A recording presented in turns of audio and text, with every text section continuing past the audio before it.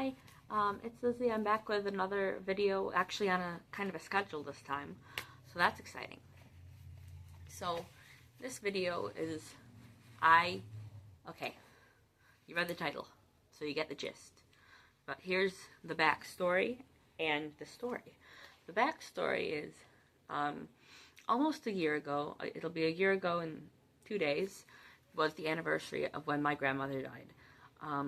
I was my grandmother's caretaker as she had severe dementia. I had been her caretaker for 3.5 years at the time she died, and I had not anything else really going on in my life. I mean, I definitely had things going on in my life, but not any sort of purpose. I wasn't in school, I didn't have a job, and I didn't know what to do with myself. And I've still struggled with that. I've struggled with that over the past year to the point where around like November and October, I was very, very depressed, and I just felt like I had no purpose, and I didn't know how to move forward in the world. So my mom, I've always loved puppets. I've always loved puppets. When I was younger, I wanted to have a puppetry like studio for making puppet movies called Mouse House Productions. I still love that. But I hadn't done anything with puppets in a long time. I watched movies with puppets. I thought about puppets. If I found one at a thrift store, I would buy a puppet. And I had some puppets from when I was younger. I had a marionette, a couple marionettes actually, and some hand puppets. But then, so I was very depressed, and I felt like I had no purpose. So my mom, who follows a whole bunch of things on Facebook, found this person that is a master puppeteer who was doing like an introductory course to puppet making. And that was just a free thing. You sign up, you have this like 1.5 hour long, I'm not sure if it's a video or live streamed. I don't think I could ask questions, so I think it was just a video.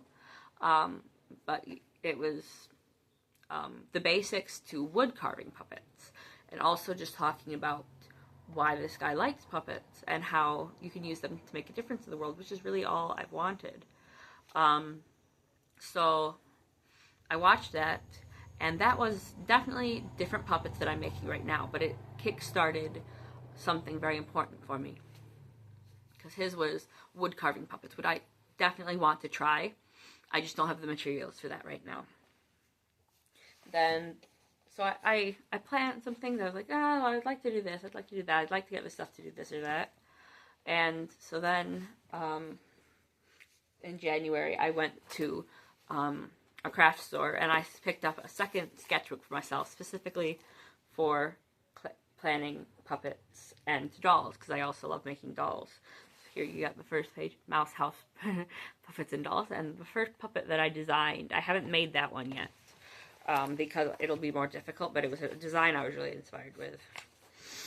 And so this is just for me to get out the designs and stuff of things I'd love to make, and how I can do that.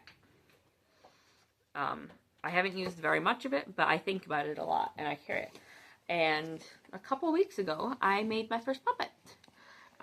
It is a hand puppet, and it's not one that I had seen online. So I was working with my own 2 brain cells. And I crocheted this goose. Her name is Petal. She's a fancy schmancy goose with a ruffle and pink feathers, except they're not actually feathers because they're yarn. And making her, I made her in one day. I just sat down for 8 hours and crocheted. And I ended up with this beautiful girl who I love very much. And I love holding a puppet that's a hand puppet, because you can hug them and give your own arm a hug. And so this really lifted my spirits, because I've been having a hard time again. This really lifted up my spirits and made me think, maybe I actually can do this. It may not ever be a feasible career, but it's something that I'm passionate about. And I really want to have more puppets in my life, and I want to create things. Creating is so important to me. Obviously, I have my dolls. I love my dolls. And I have some videos coming up about them too. I'd like to make dolls also, but puppets as a vessel for storytelling are so important to me. So I have this puppet, and I'm working on a second puppet that is much more elaborate. That's in a basket down here, and I'm so excited for finishing that one at some point and sharing it with you guys. So thank you so much for watching. Let me know your thoughts on puppets, even if you don't like them. Let me know what you find scary about them. Thank you once again. Thank you for watching, and I'll see you in my next video. Bye.